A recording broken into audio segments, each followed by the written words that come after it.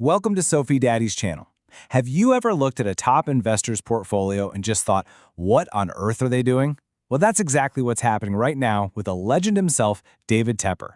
His latest moves have Wall Street totally stumped because his portfolio seems to be pulling in two completely opposite directions. So, is it just chaos or is there some genius at play? In this explainer, we are going to decode the method behind all that market madness. All right, so here's the puzzle. On one side, Tepper is making these huge bets on stocks that have been beaten to a pulp. We're talking old school, old economy companies like the appliance maker Whirlpool, American Airlines, and even struggling regional banks. But then, on the complete other side, he's all in on the giants of high-growth tech. Think Alibaba, Nvidia, and Amazon. It looks like a total contradiction, right? This is what Wall Street calls a barbell strategy. You've got these heavyweights on two extreme ends with almost nothing in the middle. And that really is the big question we're tackling today. Is this just a random collection of bets, a sign that maybe he can't make up his mind? Or is this actually a perfectly crafted, unified strategy that only a mind like Tepper's can see? Let's dig in and find out. So the key to solving this whole puzzle isn't really in the stocks themselves. Nope, it's in Tepper's core philosophy. You can think of it as the Appaloosa doctrine, and it's basically built on 4 pillars that have guided him his entire legendary career. Let's break him down real quick. First, he's a specialist in distress. This means he doesn't just buy stuff that's cheap. He hunts for great companies that are just facing temporary, fixable problems. Second, he is the master of contrarianism. He's famous for running into the fire when everyone else is running out. Third, he's all about macro awareness. He's always on the lookout for a big picture event, usually from the government, that's going to be the catalyst for a huge move. And finally, concentrated conviction. When he finds an idea he loves, he doesn't mess around. He makes massive, massive bets. This quote right here, it just perfectly captures his whole mindset.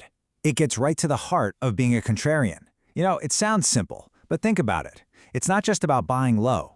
It's about having this insane emotional discipline to be rational when every fiber of your being and every single news headline is screaming at you to sell everything and run for the hills.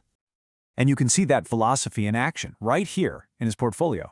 I mean, look at this. Nearly 58% of his entire multi-billion-dollar fund is in just his top 10 stocks. This is not diversification, folks. This is pure, unadulterated conviction. This is a guy who does his homework and then bets the farm on just a few big ideas. Now, to really see how these pillars work together, we have to look at the single greatest trade of his life, the one that literally made him a Wall Street legend back in the 2008 financial crisis. This is the Appaloosa doctrine in its absolute purest form. So let's set the scene. It's early 2009. The financial world is basically ending. There is blood in the streets, just total panic. Then, in February, the U.S. government announces its financial stability plan. Most people heard that and just scoffed. But Tepper, he saw it as the massive macro catalyst he was waiting for. His take was radical. The government was going to do whatever it took to save the banks, and, this is the crucial part, they were not going to wipe out the shareholders. So while everyone else was dumping bank stocks for pennies, he went on a buying spree. And by the end of that year, those same stocks had quadrupled. And, it is so hard to overstate how insane this was at the time. Just think about it. Citigroup, this titan of global finance, was trading for 97 cents, less than a cup of coffee. The market was literally pricing in complete collapse. And in that moment of absolute terror, David Tepper calmly tells his team, all right, it's time to start buying. And the result of that conviction? In 2009 alone, Appaloosa cleared a $7 billion profit. Just let that sink in. $7 billion. This wasn't just a good trade. It is widely considered one of the greatest market calls in the history of finance, and it was a perfect storm of his entire doctrine: distress, contrarianism, macro awareness, and conviction. Okay, so now we have the secret key, the Appaloosa doctrine. Let's go back to that confusing portfolio we started with and see if we can finally solve this puzzle. Let's decode what he's doing right now. Let's start with his biggest new bet, Whirlpool. He upped his stake by almost 2,000%. And you can pretty much see why on this chart. I mean, look at this thing. The stock has been absolutely hammered, down over 40% just this year. This is the dictionary definition of a distressed asset. The market hates this stock right now. So this is a really, really important point for understanding Tepper's whole idea of distress. He isn't just dumpster diving for garbage companies. He's looking for good companies that are facing a temporary, and this is key, a fixable problem. He's betting that the market is panicking and pricing the stock for a worst-case scenario when it's really just dealing with a short-term headwind. And for Whirlpool, here is that all-important macro catalyst he found. See, foreign competitors had built up these huge inventories to get ahead of some U.S. tariffs. That glut of product absolutely crushed Whirlpool's sales. But now, that extra inventory is finally running out. Tepper is betting this creates the perfect setup for Whirlpool to take back market share and raise prices next year. It is a classic Tepper play. Distress meets a clear catalyst. Okay, now let's flip over to the tech side of the portfolio because you see the exact same decisive logic. He made a huge move in AI chips. He sold his entire 8 million share stake in Intel, which was kind of a value turnaround bet.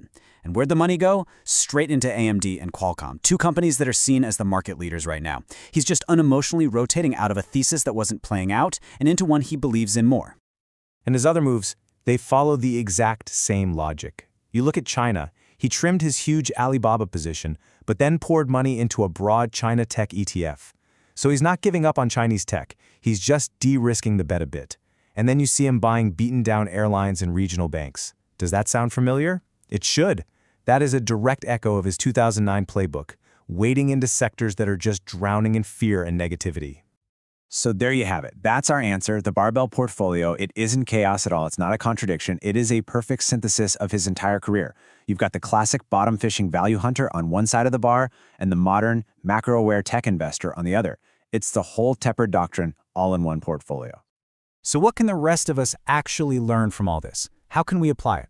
Let's try and distill his entire strategy down into 5 powerful takeaways.